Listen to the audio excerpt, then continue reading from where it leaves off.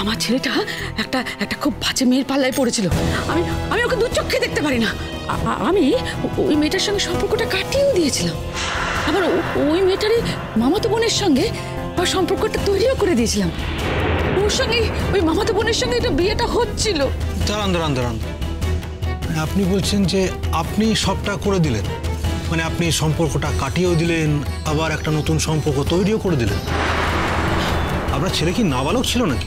দেখুন, ছেলেটা তো আমার। তাহলে ছেলেটা কি ভালো হবে কি না হবে, কি কি পছন্দ করবে কি না পছন্দ করবে, সেটা তো আমি ঠিক করে দেবো না, আমি বলে দেবো না। আমার কথা ছাড়া ছেলের জীবন কি, মানে কি বলুন কি? আমার ছেলেটা না জানেন তো খুব ভালো।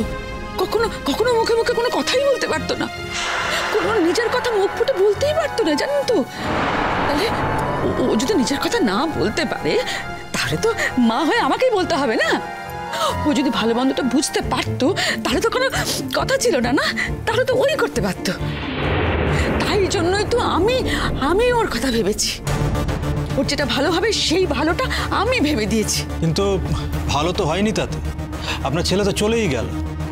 আমার মনে হয় সে বোধহয় আপনার এইরকম তার বিষয়ে ঢুকে পড়াটা সে পছন্দ করে না। খবরদার বলছে, খবরদার, না জেনে কথা বলবেন না কিন্তু। আমি আপনার কাছে এসেছি দুজন মহিলার নামে কমপ্লেইন করতে। ওই দুজন মহিলা কি করেছে? কি করেনি বলুন তো? ওই দুই মহিলা আমার ছেলেটাকে ইন্ধন দিয়েছে, মৃত্যুর দিকে ঠেলে দিয়েছে।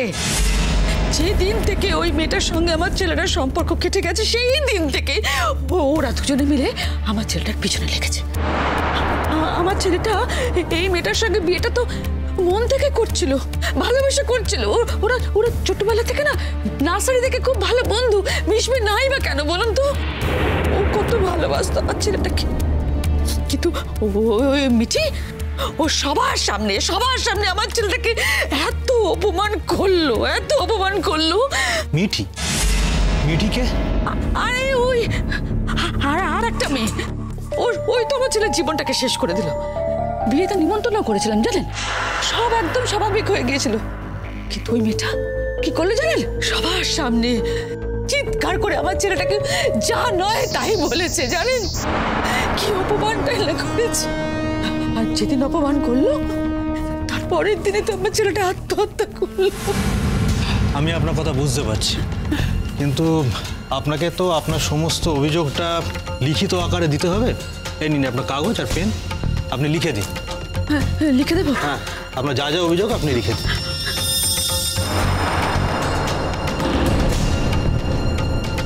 আচ্ছা, আমি তো কাগজে সব লিখে দিচ্ছি, লেখার ফল হবে তো?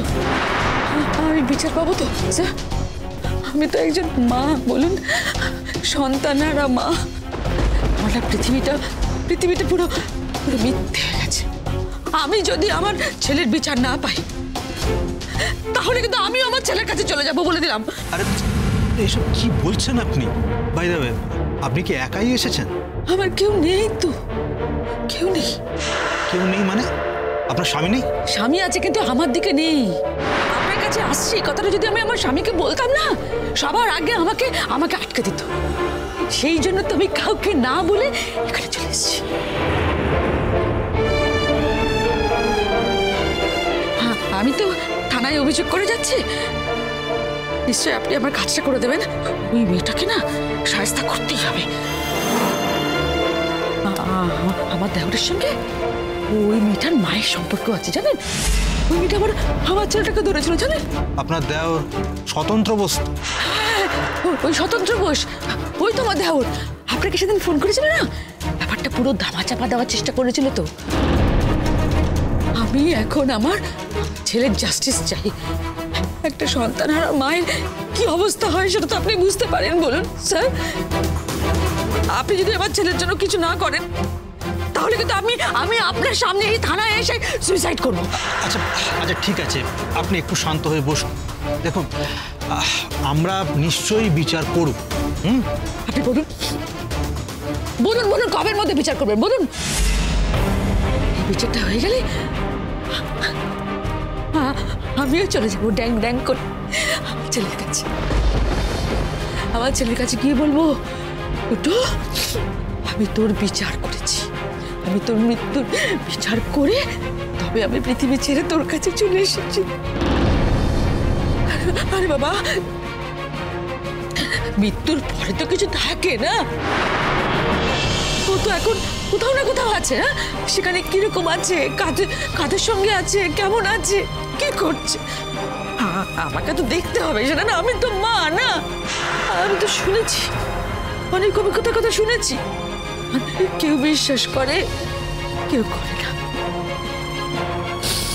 দুটো হয়তো কাছাকাছি কোথাও আছে বলেন। এখানে আমাকে ও তো দেখতে পাচ্ছে, আমি এত কাঁদছি। স্যার একটু তাড়াতাড়ি বিচারটা করুন না, একটু তাড়াতাড়ি বিচারটা করুন না। আপনি কবে যাবেন বলুন তো? ওদের বাড়ি কবে যাবেন? আচ্ছা, ওই বাড়ি ঠিকানা দিয়ে দিচ্ছি। হ্যাঁ, ওখানে আপনি যাবেন। এই চিঠির মধ্যে আমি সব লিখে রেখে দিয়েছি।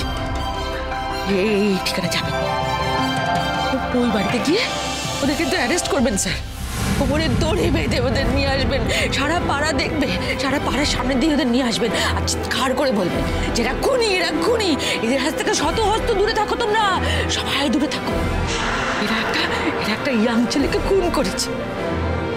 স্যার করবেন তো, বলুন না, করবেন তো? ঠিক আছে, আপনি এখন শান্ত মাথায় বাড়ি যান, আমরা আপনাকে সবটাই জানাবো, কেমন? আপনি যদি না জানান তাহলে কিন্তু আমি কিন্তু রোজ আসবো। ঠিক আছে, আপনি লিখতে থাকুন। একবার ভেতরে আসুন।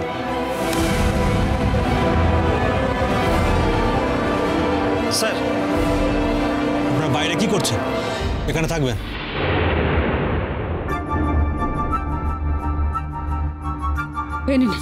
ব্যাস, আমি সব লিখে দিয়েছি, সই করে দিয়েছি। হ্যাঁ, ঠিক। কাকে দেবো?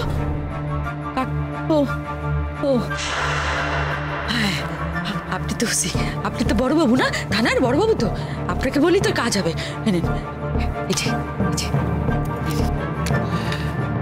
ঠিক আছে, তাহলে আপনি আমার ছেলের জন্য এই ব্যবস্থাটা করছেন। হ্যাঁ, আপনি আমার ছেলের মৃত্যুর বিচারটা করছেন তো? হ্যাঁ, আমি কবে আসবো স্যার? আমি কবে আসবো আপনার কাছে বলুন না? আচ্ছা ঠিক আছে, আজকের দিনটা আপনাকে সময় দিলাম। হ্যাঁ, আপনি সব কাজ করুন, আমি কাল আসি। হ্যাঁ, কাল আসি। আপনাকে আসতে হবে না, যা খবর দেওয়ার আমরাই আপনাকে দেবো, কেমন? না, ওই গল্প আমি বলবো না, আমাকে অবশ্যই আসতে হবে। আমি তো আসবোই, কেন আসবো না? আমি আসবো, আমি কালকেই আসবো। স্যার কালকের মধ্যে কিছু একটা করবেন তো? হ্যাঁ, কিছু একটা করবেন তো? কাল আমি আসবো, কিন্তু অবশ্যই আসবো। মনে থাকবে তো স্যার?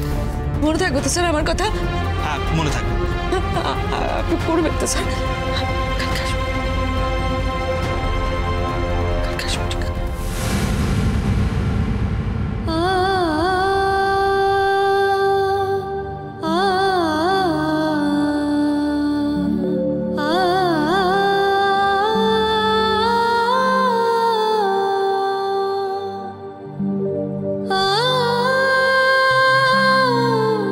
মিঠি, কাল তো আমাদের একটু বেরোতে হবে। কোথায়? মারে, তোর এই যে এত কষ্ট হচ্ছে, এটা তো তুই একা একা সামলাতে পারছিস না, তাই একটু কাউন্সিলরের হেল্প নিতে হবে। আমি তোর নতুন কাকুর সঙ্গে কথা বলে এলাম। নতুন কাকু এ বাড়িতে আসতেই পারতো, কিন্তু তুই তো জানিস এ বাড়িতে আসতে নতুন কাকুর অস্বস্তি হয়, তাই বাইরে গিয়েছিলাম কথা বলতে। বৌদি ভাই, নতুনদা কি বললো গো? ওকে একজন কাউন্সিলরের কাছে নিয়ে যেতে হবে। আমার কোনো কাউন্সেলিং এর প্রয়োজন নেই। কে বলেছে প্রয়োজন নেই? আমি তোর মা, আমি বলছি প্রয়োজন আছে। কারোর সঙ্গে কথা বললে তুই যদি একটুখানি রিলিফ পাস। তুই তো একা একা সামলাতে পারছিস না, কি অবস্থা হয়েছে বলতো তোর? আমি কি এগুলো সহ্য করতে পারি? ঘুম নেই, খাওয়া দাওয়া নেই, চোখ মুখের কি অবস্থা হয়েছে দেখেছিস? তোমার কি মনে হচ্ছে যে আমার মাথা খারাপ হয়ে গেছে? চিরসখা হে